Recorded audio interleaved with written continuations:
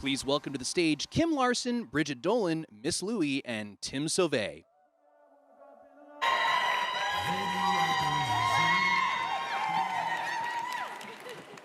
Hey everybody, how are ya? We're gonna bring some post-lunch energy up here today. Super honored to be up here with our guests. We'll get into introductions in just a minute, but if you saw the agenda, YouTube is celebrating its 20th anniversary in a couple months, which is crazy to think. And we talked about scale earlier today a little bit, and like us little CreatorIQ, we think about scale. I have some numbers on my cheat sheet here for real scale. There's over 500 hours of content uploaded to YouTube every minute. There's 3 million creators in the YouTube Partner Program. We're gonna talk to Kim all about the Partner Program. There's now 70 billion shorts views per day on YouTube. There's 1 billion hours of content watched on connected TVs globally every day. I don't know how many Titanics that is, but that's a lot of Titanics.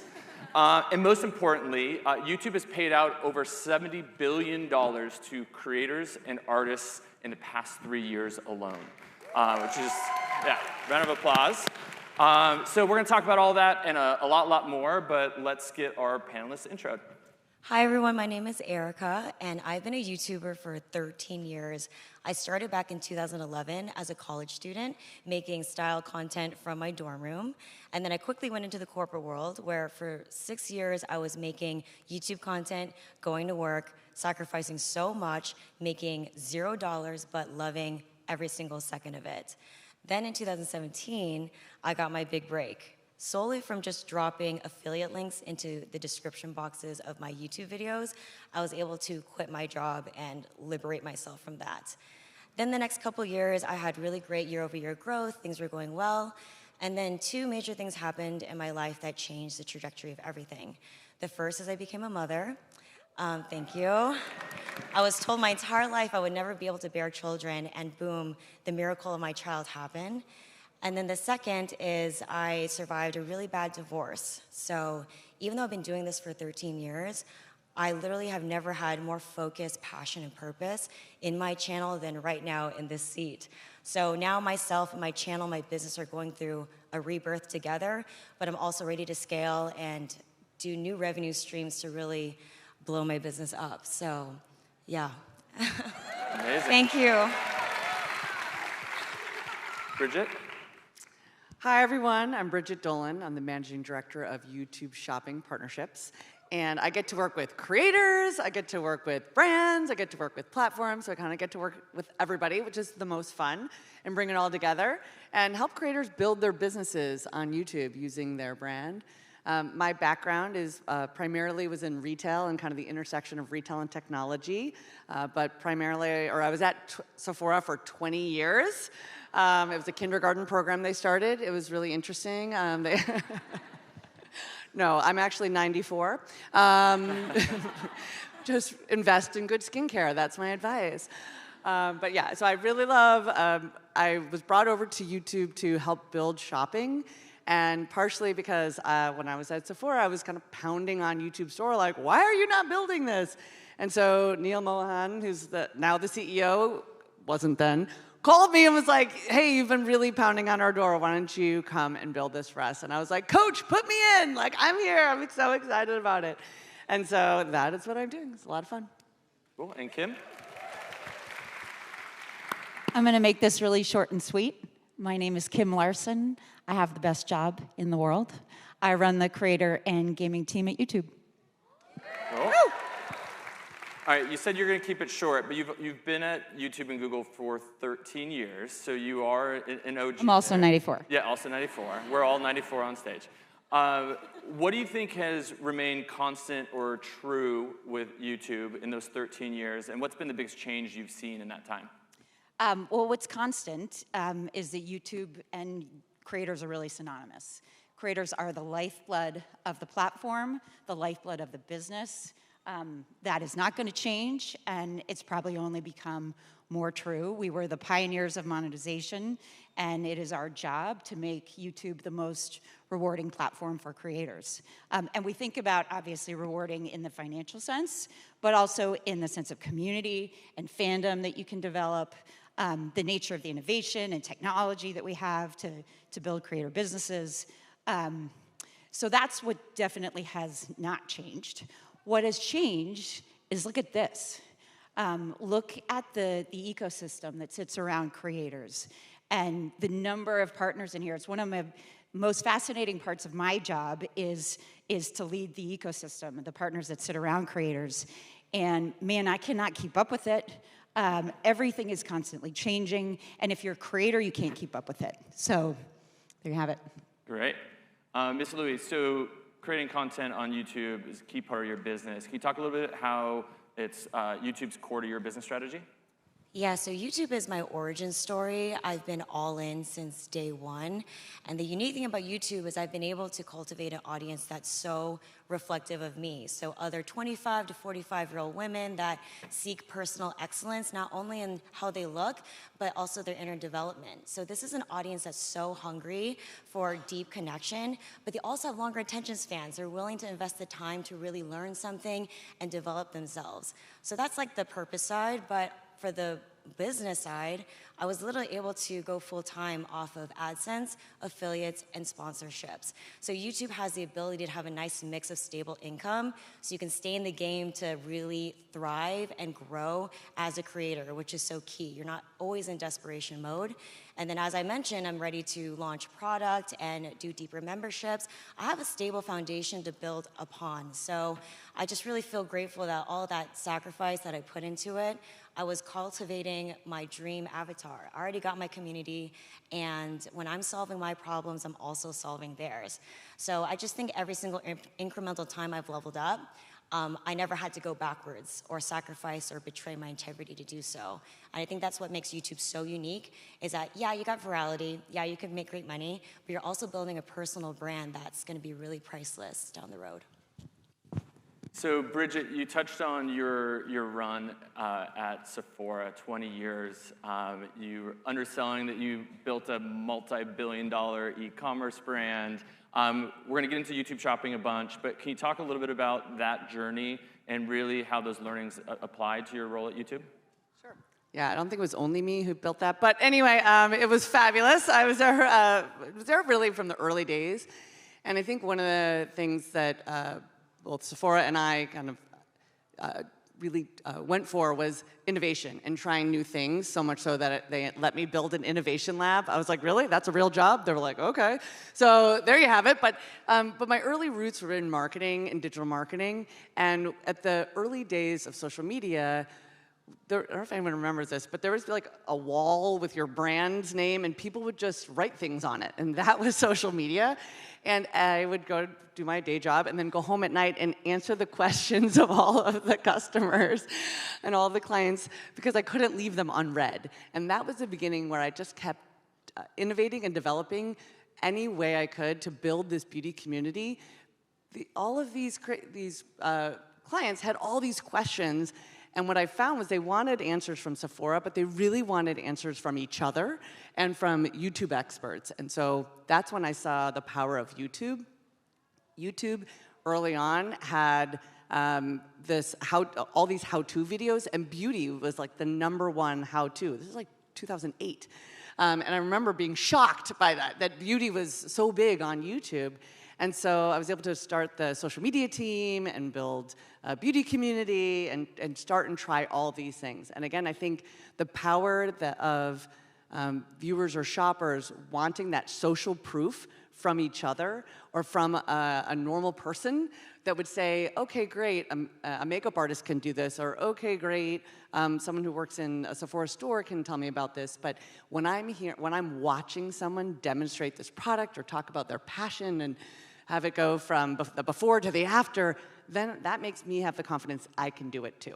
And so I just watched the rise of the creator economy. I watched the rise of the power of fandom. Kim mentioned that, and I think that was something I really underestimated, and was just how many people follow creators and really like are part of their lives, watch their story, feel like they know them. And I feel like that is something that that brands can hope for. And so you want to have that as a brand, and a lot of brands do, but that's where you're borrowing that that ecosystem from a creator. A creator has built this community, they are trusted. And so if a creator says that they love your product, they really love your product. And so I think that's one of the things that when I was at Sephora, I had all of that foundation that then led me to, when I came to YouTube, to say, okay, I really understand that creators, we have to give them the freedom because we trust them, right? And so we put in their hands the ability to talk about the products and brands that they authentically love and build that affiliate program where the brands can compensate those creators for leveraging their voices in that way. So building off of what Bridget was just talking about, you mentioned this earlier, that YouTube affiliate has been a core part or key part of your strategy from really, really early on. Can you talk a little bit more about how shopping content is fitting into your creative strategy today? Oh yeah, the YouTube shopping feature I think was the easiest integration because I had already trained my audience for over a decade. All of my affiliate links are in my description box, but what happens is it's nonstop back and forth clicking out. It breaks the connection that I'm already having with the audience. There's 1,000 tabs open and there's just so much friction and you lose conversion every time you click out from the original piece of content. So when YouTube shopping came around, I was like, oh baby, this is for me because it brings a shopping experience in the video for my audience. So not only do you have the pictures of the items that are beautifully displayed, you can scroll, you can listen to me talk, it doesn't break the engagement. It feels so immersive. And then with timestamping, it feels even more customized because the things will pop up that's correlating to the outfit. It's just a really seamless experience. And obviously it helps for me with the conversion because they're clicking right into the product and it just eases the process for the consumer. So I really love YouTube shopping. It was just a natural progression. And then with all the features that they're rolling out, it's just gonna keep getting better and better. So I'm really happy with it. Amazing. All right, I want to switch gears a little bit. I touched on Shorts earlier, Kim. 70 billion views a day. When we look at our data, it's one of, if not the fastest growing content type of CreatorIQ customers. So obviously there's just massive, massive scale. There's also a lot of education that comes around with Shorts and how does short form and long form fit together. So you talk a little bit about Shorts, how it fits into the YouTube ecosystem and advice for folks in the audience? Absolutely. So Shorts quickly became a very integral part of the platform. As Tim said, there's 70 billion Shorts views a day. One stat you may not realize, but about 70% of channels actually upload a short. So that's an incredible number, 70% of channels. On the consumption side, there are 2 billion monthly active users who consume Shorts. And that's what we look for. We look for it on the creation side and then on the consumption side. And when you have both, that's the flywheel we're trying to create. Nearly all, I would say almost all of creators I work with are multi-format, meaning it's not just Shorts, but it's podcasts, it's live, it's long form. Gone are the days, I think, of a creator creating in just one single format. What you probably may not know about Shorts is the unique reach that it offers. And this is a stat from a recent study by Morgan Stanley and AlphaWise. And they said that 40% of YouTube Shorts users are not on TikTok. So there is incremental reach to be had. Fascinating. I actually didn't know that. Can you talk a little bit about how Shorts and long form play into your creative strategy and any advice to the brands in the room? Yeah, so I'm actually all in on Shorts. So I'm old school. I've been doing this for 13 years. I've only done long form content. So I'm like, okay, I'm a grandma. I got to evolve with the times. And so executionally, I hired an editing team that's specifically for my short form content. I've got an editor for long form, and I think it's really key that everyone's doing exactly what they love, staying in their zone of genius. So I'm a single mom. I need the help. So I've got my operational teams that are doing the editing. Then strategically, there's a mix of things. So I can cut short promos through shorts. You can link it to the long form content. So it's a traffic driver to my main content. Beautiful for me. I've been creating, 13 years of really rich long form content. So this is kind of like bait that I'm throwing out to a brand new audience. And when they land here, I've got a wealth of knowledge for them to be immersed in. But then what I realized as I was trying it myself, short form audience is totally different. So I also have to create grabby, engaging content. So as a creator that's in this game for the infinite game, I'm having an exciting creative pursuit to be like, okay, like I'm gonna master this, I'm gonna figure it out. I could talk for forever, but can I talk for 10 seconds and make it be as impactful? It's really exciting for me. So it feels like I have one gift, but I'm wrapping it in 2 different ways so each recipient feels special. And then back to the YouTube shopping, I can link a whole lookbook for a long form piece of content. Then I can repurpose and retag those items in the individual outfits that I'm extracting from the long form. So it's expanding the monetization opportunities, it's expanding my skill set, and then also what I can offer to my sponsors and my audience. So I'm excited. I'm a grandma, I'm gonna be like Gen Z, I'm gonna figure it out, and I just think the sky is the limit. I already mastered the long form, this is just going to be an add-on, gravy on top. So Bridget, building on that, Ipsos had a study a few years back that said 68% of US consumers use YouTube to make a purchase decision. So how are you working with brands to combine short form and long form when it comes to YouTube shopping? Well, to that study, I say amen. But yeah, I think right now we're really working with a lot of creators like Miss Louie, who are not only steeped in long form, but they're also trying shorts, and they're doing kind of both. And what we're finding is that there's a lot of demonstration and quickness that can happen on short form. So maybe they'll show you a hair straightener and straighten it, but then they'll hint that if you go to the long form, you can also use that hair straightener to curl and to try 5 other looks, right? And so you're like, oh, I am coming in, right? And we're also finding that there's a lot of lists. So the big sales that are out there, Nordstrom Anniversary Sale, or Black Friday, Cyber Monday, there's all these big retail moments that we have, and as brands, we're putting out a lot of stuff. And I think for the typical consumer, it's overwhelming to be like, what should I buy? Like, what's my list? What should it be? And that is where creators are doing the work for you. They are going through and picking their favorites, picking ways to come at it. So these are the top 10 this, or my 5 head-to-toe looks that I created for this sale, or the top best buys. And the more information that a brand can give to the creators beforehand, which is what we're trying to do, the better that they can turn those into shorts, these short moments that are really quippy, and then they can also build that long-form video that is a wrap-up or a recap that's very shopping-focused and works very well for brands.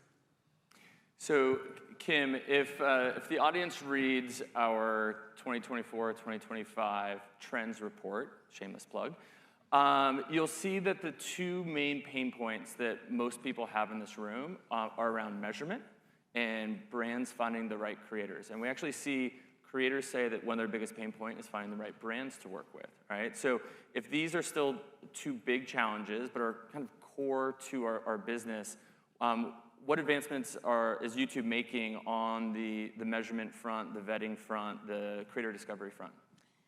Thanks for the question, Tim. And I will say on behalf of everyone, like this we call it a P0 at YouTube. Like this is a P0 priority right now, and we have a lot of work to do to really enable the ecosystem, enterprise partners like CreatorIQ with the data you need. And that is 100% our goal. We want to bring the same excellence we offer in our regular or traditional ads products to matching, discovery, and measurement in the branded content space. I'm not at liberty to give a lot of specifics, but I can tell you whether it be through Brand Connect or with a potential API, you will see this from us in 2025. All right. And I'll throw one more aspect to this, which is if you're part of our affiliate program, which is very easy to be part of our affiliate program, if you're on Rakuten, Impact, or CJ, or with a brand direct to consumer on Shopify, then you can actually see every creator who's earning money for you, and you can see who's working hard for you, and then those are great creators to reach out to. You can also see which creators aren't tagging you based on that information, and then reach out to them as well. So Bridget, building on that a little bit, can you actually expand on how you are onboarding and working with brands in YouTube shopping? I think it'd be great to keep going down that thread. So a lot of our brands we're actually at over 1,000 brands today, and that's the tremendous selection that our creators demand from us. We see what they asked for what they were looking for, and our team continues to go out and get brand after brand after brand. But we really have the best-in-class brands out there, and we're continuing to add more. And what I love about this is it's so easy. There's no tech. Like, you can tell your IT team, I swear to God, there's no tech. As long as you're part of CJ, Impact, Rakuten, or Shopify, it's literally just a toss and you're in.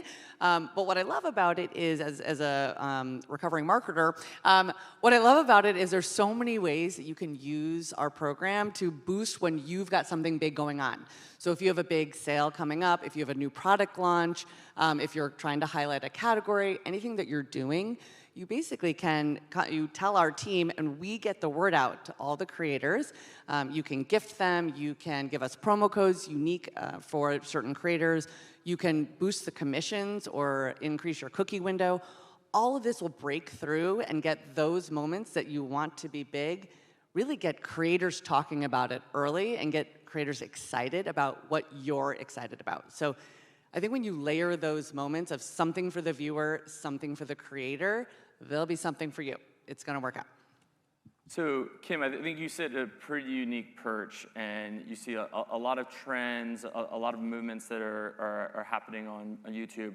What's a trend, a category, something happening on YouTube that audience would be surprised about, should dig into tomorrow or as soon as they leave here today? As soon as you leave, everybody. Yeah. Gosh, I could answer this in 10 different ways. Today, I'm going to talk about podcasts. I think it would be very surprising for a lot of you to see the destination that YouTube has become for podcasts. There was a recent Edison report that looked at weekly podcast listeners, and YouTube is the service used most often, which probably comes as a surprise for you. Edison also did a Gen Z survey around podcast discovery, and for monthly podcast listeners, 84% of Gen Z found a podcast on YouTube. So huge, huge, huge source of discovery. The one that I think is really cool, and I'm starting to see it in my own behavior, is how important video has become to podcasting. So this was a stat from Cumulus Media. 37% of podcast listeners prefer to watch it on video. So I see it in my behavior, like there's some that I save for drive time and commute, and then there's definitely those that I save for my phone or the living room or whatever. Great. You definitely want to see Connor in his Hawaiian shirts on the Earned podcast on YouTube. It's just, It really adds flavor to Damn good listening. Two former guests on stage. Erica, we got to get you on the podcast next. Down. So I think we have time for maybe one or two more questions. So Erica, I'll turn to you. So Kim's just talking about trends and new formats, new inspiration. Really, what's been inspiring your creative process and approach to YouTube? Well, outside of expanding into shorts, I like to treat trends like a seasonal tasting menu. So if something really excites me and I'm like, oh, my audience would love to see that, then I'll kind of change up the routine and add something to the mix. But I pretty much stick to my core menu just because I do have a strong brand, and it doesn't matter if I'm talking about a suit or a suitcase. I'm 100% Erica Louie every single time. So over time, it does establish a level of trust that you know exactly who I am. And then also treat my audience like a VIP club. Like, I'm the bouncer, I'm the good steward of your time. Only the best and the best come in. So I think it's amazing when you see a trend that you really resonate with, it kind of correlates to your brand automatically. And then if your audience reflects you, you know they're gonna enjoy it too. I've also found that engaging in trends in this mindful way is that when I did go viral off of trying a new trend, it ended up becoming a big pillar it sucks to have a big pillar that you jumped on a trend that you don't like. So I started with fashion, but then when I started to do more travel and sharing that, and that blew up, I was like, oh, thank God. And then I got not only more sponsorships, but I also got to share more of my passions over time. So I think a healthy balance of discrimination on what you share in general, and then being picky about the trends and only striking at the moment of inspired action that you want to do it, is a great balance to make sure that you're not really selling your brand out short over time. Thank you, and thank you for attending. I can't believe that was 25 minutes. I wish we had 25 more, but a huge round of applause for our guests, please.